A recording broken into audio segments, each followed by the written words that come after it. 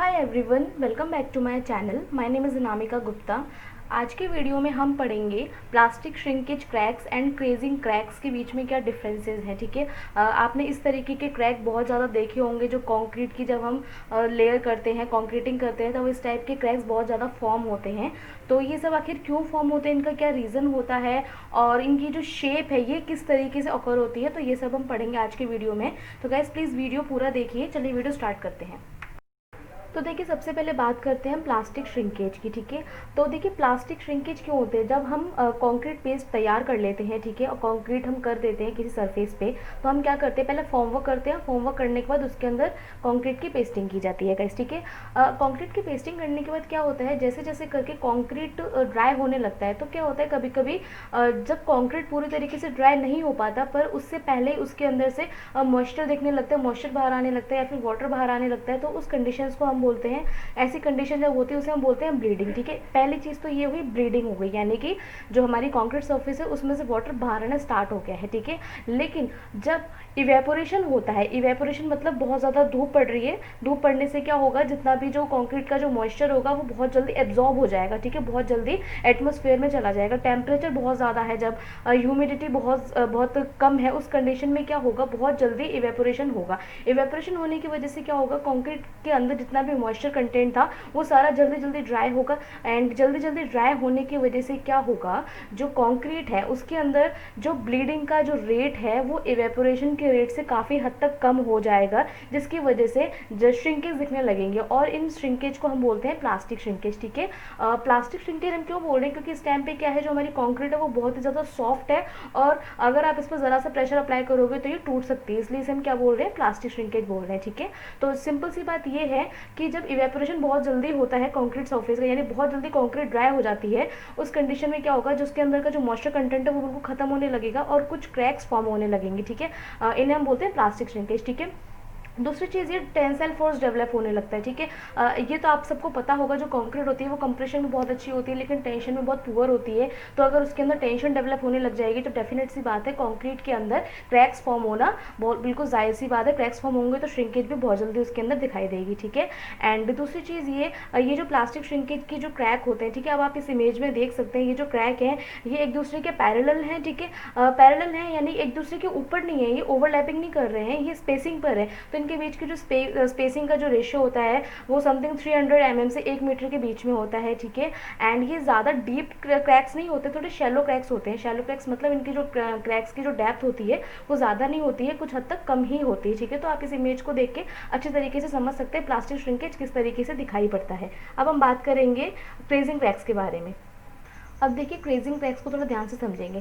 The crazing is the formation of a network of fine cracks on concrete surface caused by early shrinkage of surface layer. It means जो हमारी concrete की जो सबसे top most layer है उसके अंदर बहुत ही ज़्यादा इनिशियली श्रिंकेज होना स्टार्ट हो जाती है, जिसकी वजह से कुछ टेढ़े मेढ़े तरीके के, टेढ़ी मेढ़ी शेप के कुछ क्रैक्स फॉर्म होने लगते हैं। ठीक है, जनरली ये जो क्रैक्स होते हैं ये हेक्सागोनल शेप्स के अंदर होते हैं। ठीक है, इरेगुलर शेप जिसे हम बोलते हैं। इस इमेज में देखिए आप समझ सकते हैं, ये जो क्रैक्स ही हमें कुछ कुछ हेक्सागोनली दिखाई दे रहे हैं। ठीक है, एंड दूसरी चीज़ ये, the cause of crazing cracks is the shrinkage of concentrated dense cement paste at concrete surface. ठीक है, और इसका सबसे टॉप मोस्ट रीजन ये होता है, जब हम कंक्रीट का जो पेस्ट बनाते हैं, ठीक है, या तो उसकी पेस्टिंग अच्छे से नहीं हुई है, या फिर उसका मिक्सचर सही से नहीं बना है, या फिर जो वाटर सीमेंट रेशियो वो सही से नहीं लिया गया है, और जो कंक्रीट का जो मिक्सचर बनाया गया है वो बहुत ही ज़्यादा डेंस है, उस कंडीशन में भी ये वाले क्रैक जो हैं वो फॉर्म होने लगते हैं। ठीक है, दूसरी चीज़ ये, a wet mix tend to depress the coarse aggregate and form a highly concentrated cement paste and fines on surface. It means जब हम इसका मिक्सचर तैयार करते हैं, कंक्रीट का जो मिक्सचर तैयार करते हैं, तो इस कंडीशन में क्या होता है, जो कोर्स एग्रीगेट्स जो होते हैं वो जब बहुत ही ज़्यादा कोर्स एग्रीगेट है, ठीक है, एंड जो मटेरियल है वो क्या लाइट वेट है, तो क्या होगा, ये सेटल डाउन होना स्टार्ट हो जाते हैं। ठीक है, सेटल डाउन होने की वजह से क्या होगा, जो आपके कोर्स एग्रीगेट थे वो बाहर आना स्टार्ट हो जाएंगे। ठीक है, यानी कि जितना भी सॉफ्ट मटेरियल था वो क्या हो जाएगा, सेटल डाउन हो जाएगा। ठीक है, इसकी वजह से भी क्या होगा, ये जो सीमेंट का जो पेस्ट है वो हाईली कॉन्सेंट्रेटेड होगा।